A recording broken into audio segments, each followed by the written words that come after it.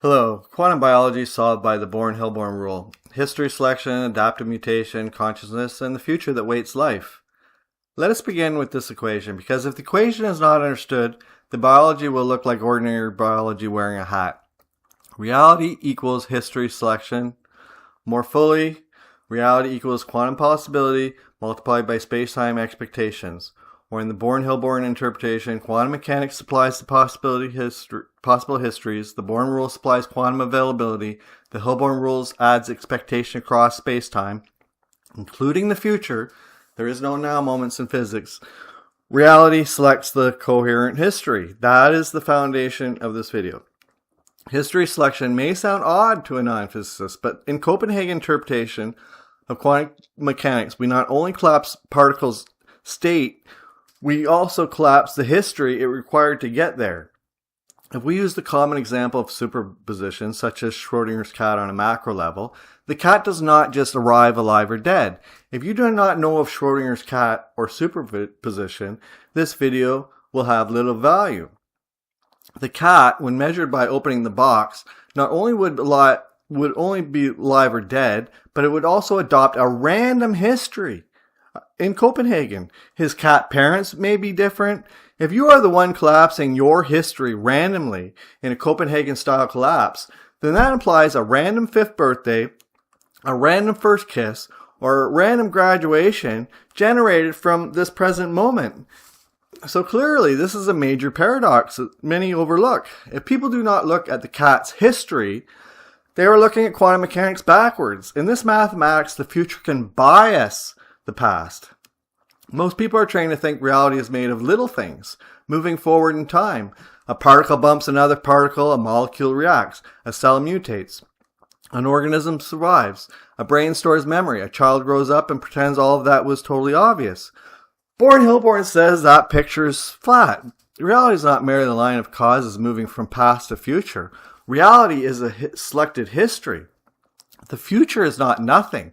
In block universe structure, future observer states, future records, future organisms, and future expectations belong to the full space-time structure already. They do, in a fuzzy way, they do not send tiny messengers backward in time with clipboards. They act as boundary conditions on which histories can become coherent. That is why history selection explains teleology without needing an esoteric explanation. A future body with thumbs waits histories involving grip, thaws, paws, hands, tools, crabs, fingers, manipulation, finally thumbs. When I say we live as crabs to learn thumbs, I do not mean a crab sat in a tide pool and consciously applied to become a hand model. I mean that future thumb function waits biological histories in which grasping is rehearsed before human hands arrive. We practice our thumbs. Look at your hands. What a beautiful thumb. Because I expect this thumb, it made me live the lifetime of a crab to practice it. This is called intelligent design. This is called intelligent design, intelligent design, intelligent design, using this mathematics. A future breathing body waits histories involving air chemistry, oxygen, plants, gas exchange, lungs, and atmosphere. Plants are not merely green decoration. In this model, plants are breath before lungs. A future child waits histories where ancestors meet, desire, mate, protect, feed, and continue the ancestral chain. A boy sees a girl and speaks. Biology says hormones. Psychology says attraction. Sociology says courtship. The Born-Hilborn says, yes, but deeper still, future children expect to exist, and their very existence waits histories in which that boy becomes brave enough to stop staring at his shoes and say hello to that girl. Babies expect to exist, and they already do in classical physics. Note, science is not materialism. Science is removing paradox. That's it. Adapter switch profession. Science is about removing paradox, not materialism. This is mathematics and science. It is the selection logic beneath the science. The future provides weight. The past provides constraint.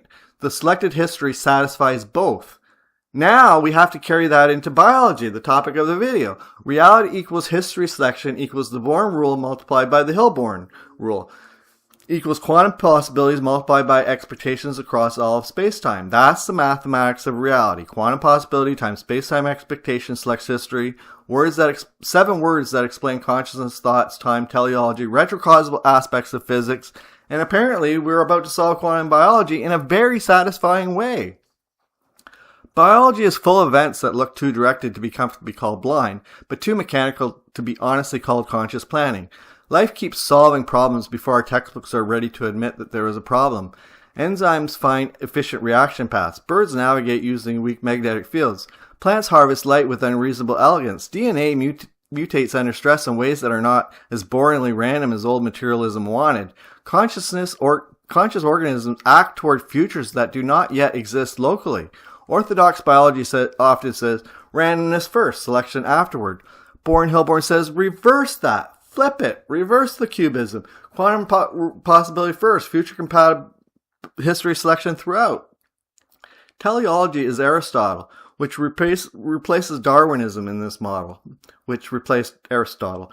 Let us begin with the cleanest biological doorway, E. coli and lactose.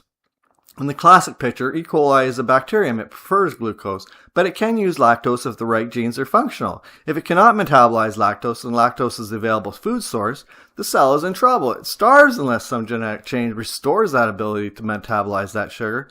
Standard biology says mutations arise randomly, and then selection preserves the mutants that survive. That is the old story. It is not stupid, it is useful, it had its day, but it is incomplete.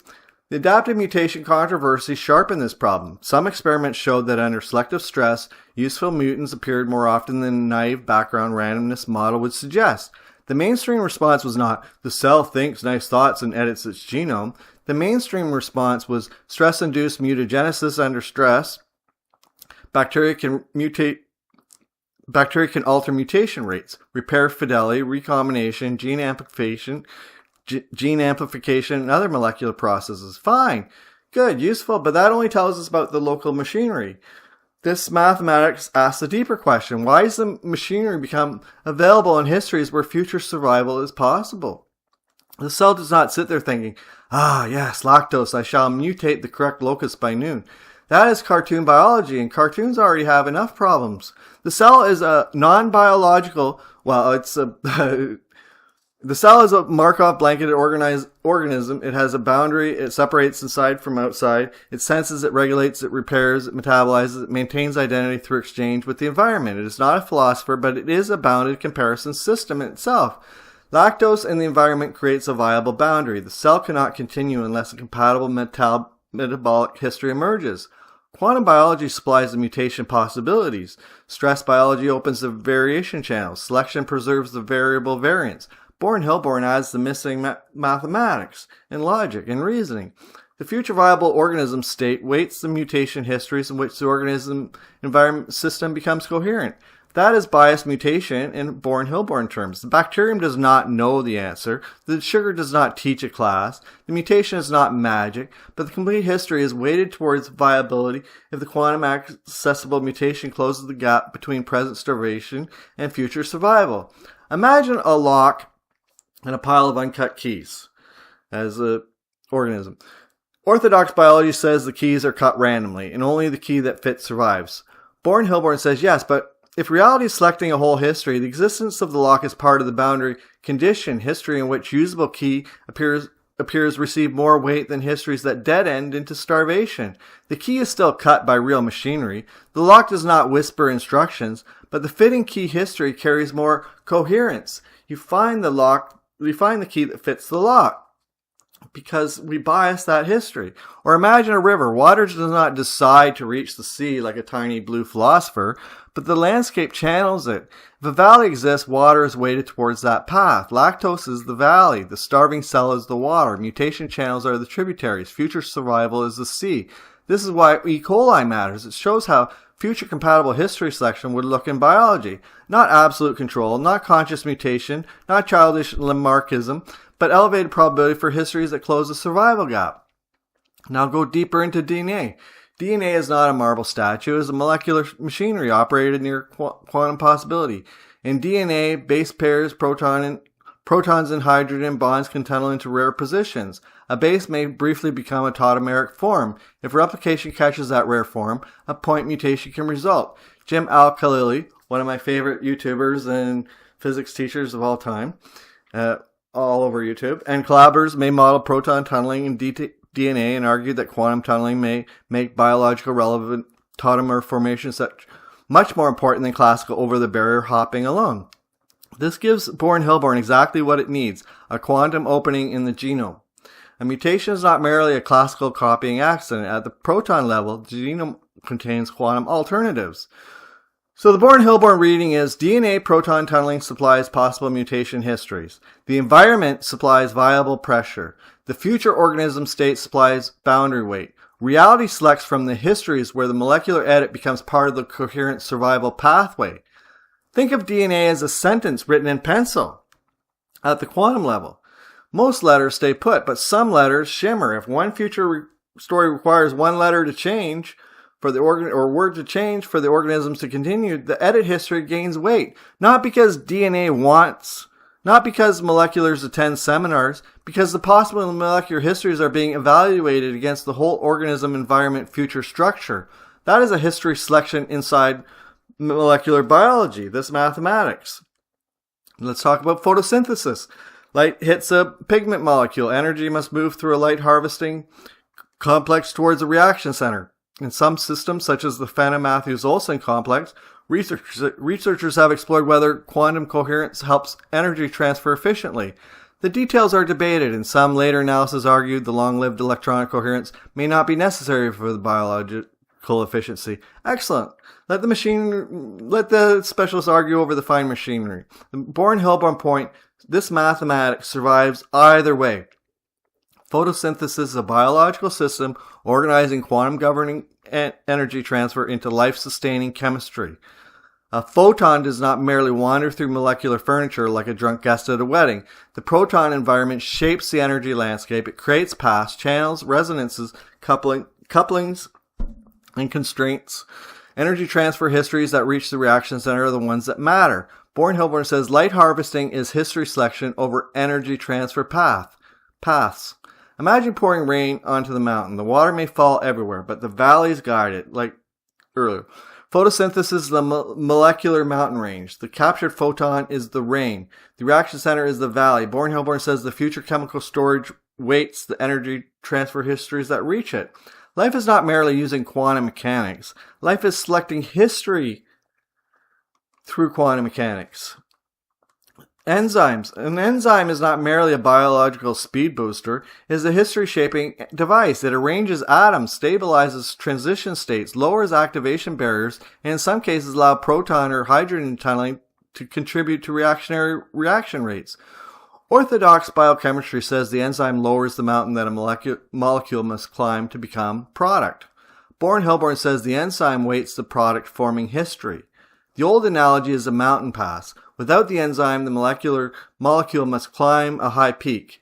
With the enzyme, the pass is lowered with tunneling. A proton may pass through part of the mountain instead of climbing over it. Born-Hilborn adds the enzyme is not just making chemistry faster, it is selecting a future product history by reshaping the possible paths. That is what life does everywhere. It turns possibility into integrated pathways. Now consider bird travel.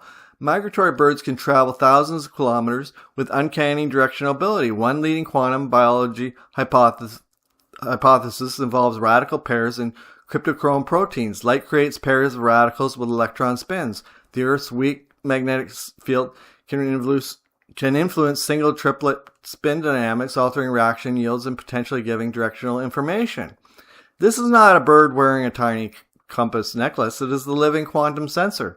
Born-Hilborn interprets this as a history selection and navigation. The bird is a Markov blanketed system moving through an environment. Migration requires future compatible paths. If quantum spin chemistry helps orient the animal, then histories in which the organism successfully translates weak magnetic information into movement receive weight. The bird does not consciously solve spin Hamiltonians over breakfast. It does not need to. Its body is the mathematics. A sailor feels wind through the sail. A bird may feel direction through radical pair chemistry. Born-Hilborn says the future nest, the future breeding ground, the future state that weights the histories in which the quantum compass remains useful enough to guide these birds to homes that already exist for them. Now consider olfaction. Smell. The ordinary lock and key theory says molecules smell different because their shapes bind differently to receptors. The vibration theory of olfaction suggests receptors may also detect molecular vibrations, possibly through inelastic electron tunneling. This remains debated, but is exactly the kind of possibility quantum biology keeps offering. Living systems may classify the world through quantum-sensitive mechanisms. Born-Hilborn does not need to choose only one theory of smell. Shape, vibration, receptor dynamics, electron transfer, all of them are possible local mechanisms. The deeper interpretation is that the smell is history selection at the boundary of organism and world. Smell is not merely molecule touches nose. Smell is a survival classification event. Food, poison, smoke, mate, disease, home, memory, danger. The organism future depends on sorting chemicals reality properly using smell sometimes. Shape theory says the nose recognizes the molecule's key. Vibration says the nose may also hear the molecule's song. Born-Hilborn says the organism selects the action history that follows approach, avoid, eat, flee, remember, desire, reject, all from smell. A smell is a quantum biological border crossing. The external world becomes internal meaning. Now we arrive at consciousness. Consciousness is history selection. Memory is the history selection. Memory becomes too big for brain-body because of this mathematics. So we must be a little blunt. Born-Hilborn resolves quantum consciousness because it stops trying to trap consciousness inside one tiny biological widget. Penrose and Hameroff were right to suspect that consciousness, quantum mechanics, and collapse belong together. They were right to challenge the idea that ordinary computation of wet neural tissue explains the subjective experience. They were right to look beneath crude neural network storytelling, but ORCH-OR, ORCH-OR, becomes too narrow. If consciousness is treated as something produced inside microtubules alone, as though the skull were hiding in biological scaffolding, mind is too big for brain body if we select history, if we select memories, if we select thoughts. Born-Hilborn fixes Penrose and Hameroff by removing the central mechanism from microtubule local collapse to global history selection. The mathematics on your screen. By every loci of a comparison. Even a cat expecting a bowl of milk, especially mine, biases the selection history with cows, meadow, milk, bull, farmer, potter, ancestors, and a universe big enough to hold all of it, all from one cat expecting stuff. If nothing else existed and a cat was birthed into the universe and it expected all that, it would create everything just from that one expectation. The universe is created because a cat expects a bowl of milk by biasing the past. Penrose gives the gravitational collapse instinct. Hameroff gives biological orchestration, microtubules, anesthesia, cytoskeletal structures, and the possibility that neuronal interiors matter more than simple synaptic cartoons. Born-Hilborn gives the missing architecture. The applied mathematics of consciousness is on your screen in front of you. This is a super deterministic formula that still allows free will, if that makes sense to you, but I have other videos on that. Consciousness is weighted. Observer collapse inside selected history. The observer is not generated by microtubules alone. The observer is a Markov blanket boundary system participating in history selection. Microtubules may orchestrate local biological access, timing, anesthesia sensitivity, coherence, or state coordination, but they are not the warehouse of consciousness. They are not instruments inside the orchestra. Not the composer, not the concert hall, and certainly not the universe. So to fix this, Penrose needs history selection rather than isolated objective reduction. That is Penrose's mistake. Hameroff needs Markov blanket observer boundary participation rather than brain-contained consciousness. Nobody has found memories, engrams, or neural networks within a brain. That is mythology, if we stick to science. Born-Hilborn supplies both. The brain matters. Of course, the brain matters. It's part of our part of our avatar. Damage the brain, experience changes. Alter anesthesia and consciousness changes. Stimulate neural tissue and perception changes. But do not confuse interface with origin. A television remote and a brain can both light up when activated without proving either stores movies. A radio can stop playing music when broken without proving that the singer lived inside the radio. Apes are forced by wisdom of the crowds and academia to accept that the singer lives in the radio. Memory is not a meat file. Memory is relation to selective history. The brain is interface, tuner, filter, translator, and bodily access mechanism, but the past itself is not stored in the skull. The skull is inside the selected history. That reversal is fatal to crude materialism, making life a dreamscape we would safely awaken from. Science is about reducing paradox. It's not about materialism. You have to reduce paradox. Science is reducing paradox, not materialism. Consciousness in Born-Hilborn is not steam from neurons. It is the internal boundary experience of a system that compares possible histories, accepts some, rejects others, remembers selective histories, expects future states, and participates in collapse wait. Again, where babies come from. If a boy sees a girl, his heart speeds, his thoughts scatter. He imagines rejection. He imagines conversation. He imagines future possibility. Biology says dopamine, oxytocin, testosterone, estrogen, social signaling, reproductive drive. Good. Keep all of that. But Born-Hilborn asks why those biological mechanisms are embedded in history so strongly directed towards future persons. The future children expect to exist. They expect to have thumbs. They expect. They have faith that they exist. Expectation is another word for faith. That does not mean little ghost babies sit in the future shouting dating advice. It means a future observer state waits histories in which ancestry chain is completed. The boy must speak. The girl must answer. One awkward sentence may become a family tree. One coffee invitation may become 100 future birthdays and a zillion ancestors. The present desire is the local biology. The future child is the boundary condition. The selected history connects them. That is consciousness's weighted observer collapse. The boy's thoughts are not irrelevant private sparks. They are weights. Worry waits rejection history. Hope waits approach histories. Repetition waits confidence. Love waits continuity. Fear waits retreat. The action that becomes real is part of the selected history. That is why free will in Born-Hilborn is not childish independence from physics. It is the participation in waiting. The mind can accept or reject thoughts. Your mind can only accept or reject thoughts. And that's what I suggest is our only free will.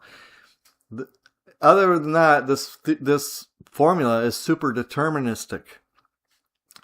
So and even the way I describe free will could be super deterministic also, because we decide to sit out thoughts. It becomes a steering mechanism inside a history selection process. Now return to evolution. Orthodox evolution says random mutation and natural selection explain adaptation. Born-Hilborn says that the outside view of the machinery from deeper physics evolution is quantum accessible biology history selection under future compatible expectation. A future hand waits thumb histories. A future lung waits air histories. A future eye waits light history. A future lover waits courtship histories. A future child waits ancestry histories. A life is not something blindly in a purpose. Life is the selected history in which purpose becomes visible after the machinery has done its work. That is reverse cubism. Cubism puts quantum probabilities inside the observer's personal expectations or beliefs in a linear way from the past. Born-Hilborn reverses and expands the logic. Observer expectation is not merely private belief about measurement. Expectation of a real weighting structure across space-time histories. There are no now moments. The observer does not merely update belief after the world happens. The observer boundary participates in which coherent history becomes the world.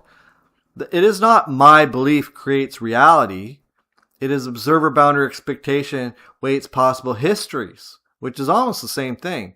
That is stronger, cleaner, but sounds less childish. Now, look across quantum biology again.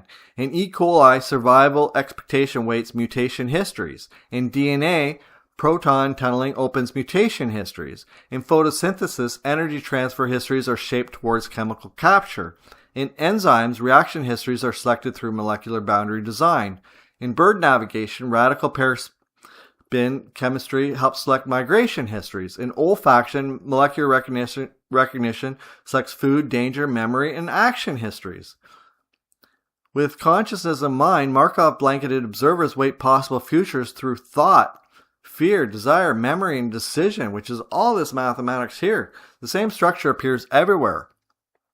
Quantum possibility, boundary condition, future possible outcome, selected history. That is why Born-Hilborn solves quantum biology. It does not replace the local science. It tells us what the local science means. The local science can stay, but it needs this math to finish it. The biologist sees mechanism. The physicist sees possibilities. Born-Hilborn sees histories. The old materialist says mutation is random. The brain stores memory. Consciousness is neural computation. And life accidentally became purposeful. Charming. It's also like explaining the symphony by saying the violin strings vibrate. True, but it's not the symphony. The better explanation is life is a Markov blanketed history selection process operated through quantum accessible biology. Evolution is not merely blind randomness filtered afterward. That's Darwinism. It is a selection of coherent biological histories under future compatible constraints. That's Aristotle. Consciousness is not accidental glow from meat. It is weighted observer collapse inside selected history. Memory is not stored internally as a little movie archive. It is a relation to selected history. Teleology is not supernatural tinkering. It is future boundary weighting from every loci of comparison. Retrocausality is not time travel stupidity. It is the fact that future compatible histories carry weight in a block universe. In this model, you can have retrocausal aspects of physics and teleology without faster than light travel. FTL, it's a big mystery. And quantum biology is not a collection of weird trivia. It is the living surface of the deeper equation. Reality equals quantum possibility multiplied by space-time expectation. Reality is history selection. So when E. coli adapts under lactose stress, do not picture a magic bacterium. Picture a quantum-sensitive organism environment system selecting a viability from possible histories where it can exist. When DNA mutates through proton tunneling, do not picture random alphabet soup. Picture molecular possibility being weighted by biological future, being biased from the future. When a plant harvests light, do not picture photons wandering aimlessly. Picture energy transfer histories shaping towards life. When a bird crosses continents, do not picture a feathered machine. Picture a Markov blanketed quantum compass selecting its way to a future home that already exists. When a boy asks a girl on a date, do not reduce the moment to hormones alone. Hormones are the local mechanism. The deeper history may contain future children. And now you know where babies come from, pulling the ancestry chain into place. And when consciousness appears, do not trap it inside microtubules, synapses, or tissue. Penrose and Hameroff were pointing toward the right cathedral of quantum mechanics, but trying to enter through the basement window. The microtubules might have made sense to them, but our entire bodies are always in superposition, everything.